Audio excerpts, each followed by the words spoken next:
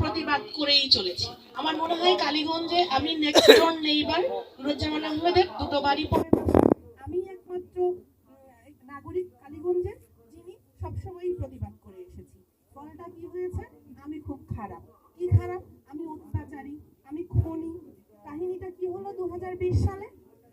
মাহবুবুজ্জামান আহমেদ উপজেলা চেয়ারম্যান গরিব মানুষের পাশের জমি 6 শতক তার জমিতে দখল করে নিয়ে সেই লোকটাকে পাঠিয়ে দিল আমার জমিতে, যে ওইখানে আমার জমি, সেখানে সে পায়। জমি তো বাবা পড়ে আছে জমির জায়গায়, জমি মাপবেন 100 বার, জমি কেউ ঘরে নিয়ে যায় না, জমি ওখানে পড়েই থাকে। তাহলে আমি আরেকজনের জমি নিয়ে কি চুপ করে বসে থাকতে পারবো? আমি পারবো না। তাহলে কি হলো? আমার বাবা ইন্তেকাল করলেন 2005 সালের 29 আগস্ট। আমার বাবা ছিলেন শিক্ষক, ছিলেন কবি, ছিলেন সাহিত্যিক, ছিলেন। এখানে ছোট ছোট বাচ্চারা আছে, তারা হয়তো অতটা মনে করতে পারছে না। বয়স্ক যে লোকগুলো আছে সবাই আমাকে যা খুশি তাই বলুক, জিজ্ঞেস করেন যে বজলুর রহমান মুস্তাজিব কেমন ছিল, কি কথাটা তারা বলে। সেই আমার বাবা যে শিক্ষক ছিলেন, উনি নুরুজ্জামান আহমেদের সরাসরি শিক্ষক ছিলেন। উনি লালমনিরহাট জেলার 2 নম্বর কত নম্বর হাতিবান্ধাটা 1 নম্বর হাতিবান্ধা 1-এর মোতাহার হোসেন, তার উনি সরাসরি শিক্ষক ছিলেন। এই দুজন ব্যক্তির, মোতাহার হোসেন এমপি এবং নুরুজ্জামান আহমেদ এমপি, দুজনের তিনি সরাসরি শিক্ষক। এই শিক্ষকের 2005 সালে ইন্তেকাল করেছেন। তার এতিম মেয়ে, তার সেই শিক্ষকের এতিম মেয়ে বিধবা স্ত্রী বাসায় আছে। উনি ঠিক এই জায়গাটাতেই সকাল থেকে সন্ধ্যা পর্যন্ত 20 সালের 27 অক্টোবর কি করলেন? রাজাকারের মেয়ে ঘরে শুয়ে আছে, রাজাকারের মেয়েকে ঘর থেকে নিয়ে আসো। ওনার বাবা কোলাবরেটর ছিল, রাজাকারের সঙ্গে ঘুরে বেরিয়েছে।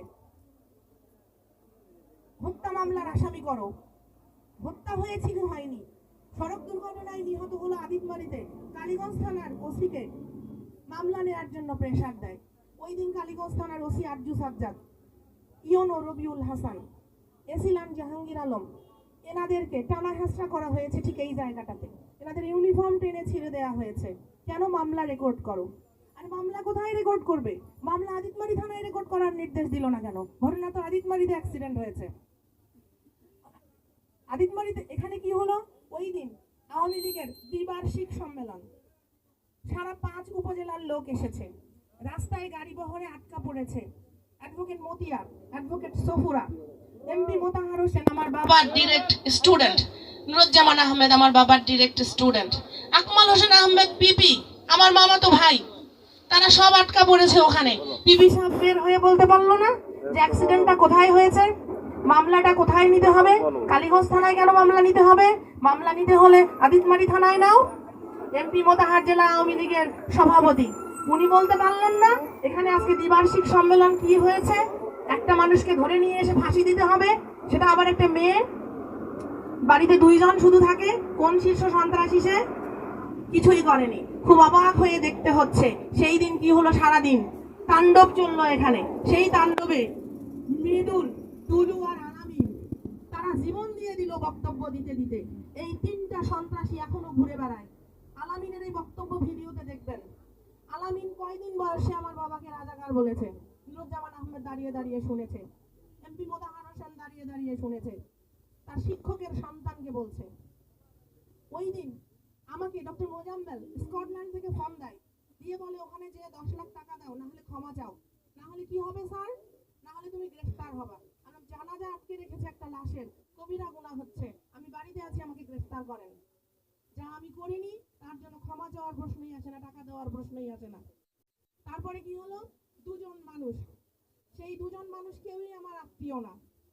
কারো বাসা লালমনিরহাটে, কারো বাসা ফেনীতে, কারো বাসা গোপালগঞ্জে। গোপালগঞ্জ বাড়ি হলেই সে আওয়ামী লীগ হবে তা না। কালীগঞ্জে আমার next door neighbour Nuruzzaman Ahmed, ওনার জন্য আওয়ামী লীগ নামটা বলতেই ঘৃণা লাগে, লজ্জা লাগে। ওনার জন্য শুধু, ওনার কর্মকাণ্ড দেখে কি হলো? কাগজ বের করে আনলো।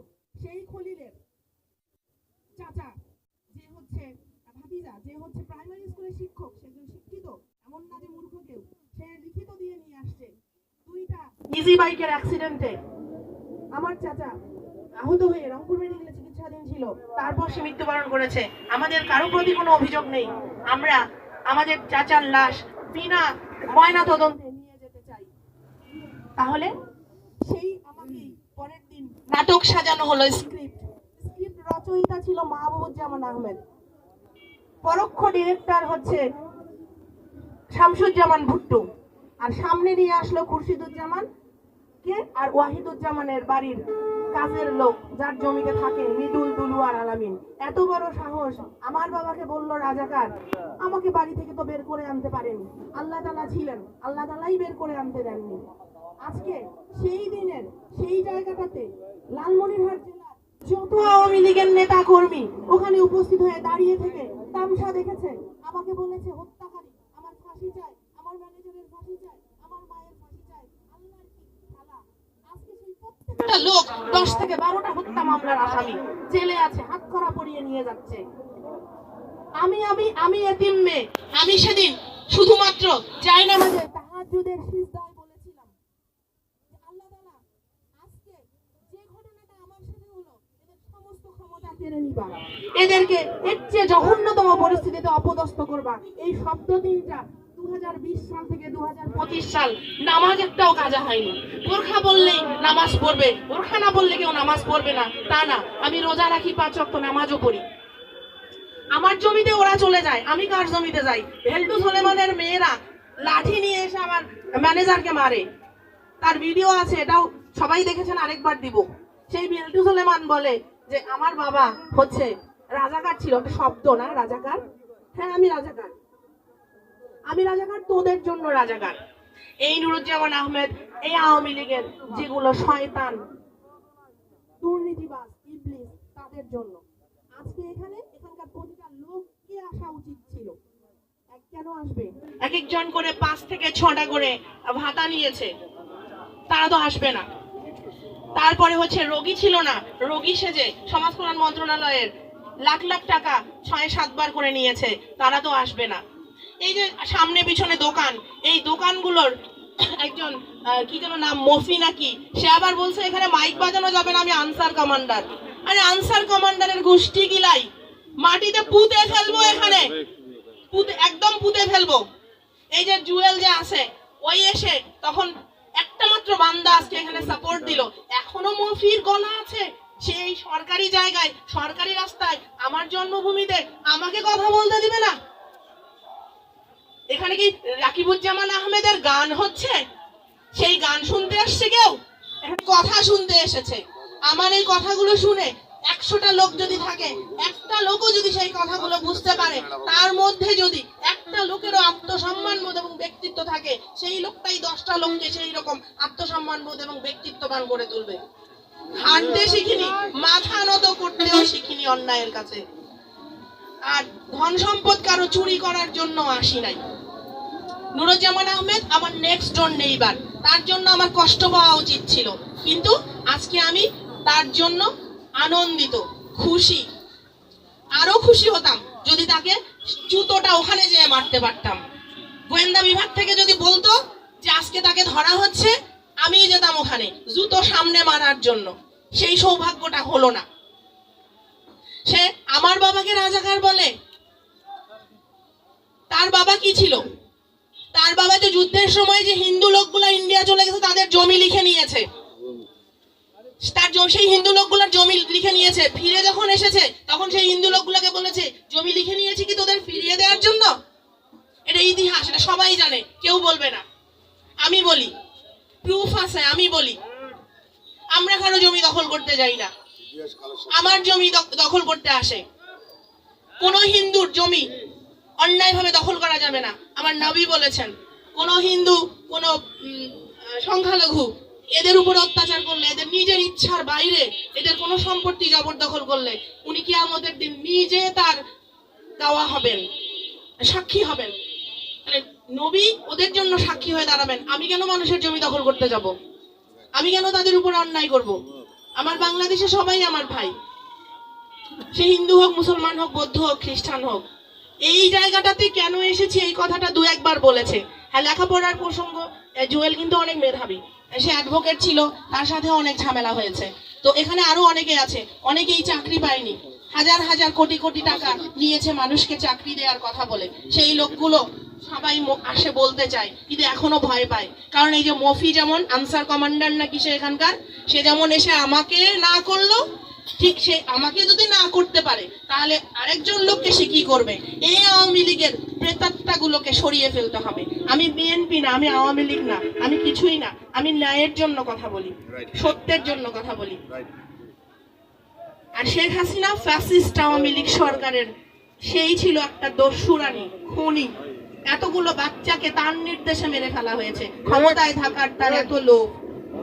সেই ফ্যাসিস্ট সরকারের একটা নেতা কর্মীও যেন এই এলাকায় ঢুকতে না পারে। এলাকাবাসী তাদেরকে প্রতিহত করবেন। আজকে এখানে যারা আছে তারা নেতা হবে, এই ছেলেটা নেতা হবে, এই নেতা হবে, ওই নেতা হবে, ওরাই হবে। ওই একটা বাড়িতে খালি চকিদারি পদটা বাকি ছিল, মেম্বার আর চকিদার বাদ দিয়ে ওই চেয়ারম্যান, ওই নুরুজ্জামান আহমেদ চেয়ারম্যান হয়। এলাকার লোকের ব্যক্তিত্ব কি ছিল? হ্যাঁ, কিছু লোক খেপে যাবেন। কেন খেপবেন? আপনি দাঁড়াতে পারলেন না চেয়ারম্যানিতে, আপনি দাঁড়াতে পারলেন না এমপিতে, ওই বাড়িটাতেই দাঁড়াতে হবে কেন? আপনারাই তৈরি করেছেন ফ্যাসিস্ট সরকারকে। সেইটা থেকে বেরিয়ে এসে আজকে নতুন নতুন যে বৈষম্য বিরোধী ছাত্র আন্দোলনের যে বাচ্চাগুলো, যে ছেলেগুলো আজকে আপনাদের স্বাধীন করলো, এই যে কথা বলতে দিচ্ছে, আমি এখানে দাঁড়িয়ে কথা বলতে পারছি, সেই বাচ্চাগুলোকে আজকে নেতৃত্বে নিয়ে আসেন। তারা আপনাদেরকে আর যাই হোক অত্যাচার করবে না, আপনাদের প্রতি অনিয়ম করবে না ইনশাআল্লাহ। আমি আপনাদের জন্য আমার জন্য আপনাদের কাছে দোয়া চাই, শুধু আপনাদের ভালোবাসা চাই, স্নেহ চাই। আমার কিন্তু কেউ নেই, মা আর আমি এখানে থাকি, আছে শুধু উপরে আল্লাহ তাআলা। ভয় কিন্তু কাউকে পাই না, শুধু ভয় পাই আল্লাহ তাআলাকে। অন্যায় যদি করি আল্লাহ তাআলা আমাকে শাস্তি দেবেন, যতক্ষণ অন্যায় করব না আল্লাহ তাআলা আমাকে দেখে রাখবেন ইনশাআল্লাহ। আপনাদের সবার স্নেহ ভালোবাসা এটা চাই, আপনারা আমার পাশে থাকবেন, আমাকে সাহায্য করবেন। আমার যদি কোনো ভুল হয়, আমি তো ফেরেশতা না, আমার ভুল হতেই পারে, আপনারা ভুলটা দেখিয়ে দেবেন, ভুলটা আমি সংশোধন করে নিব। আপনার আর আমার বাড়িতে আপনাদের সবার দাওয়াত রইল, যখন মন চাইবে আসবেন। কিছু খাওয়াতে না পারি, একটা লাল চা তো খাওয়াতে পারবো ইনশাআল্লাহ। ভালো থাকবেন সবাই, আল্লাহ হাফেজ।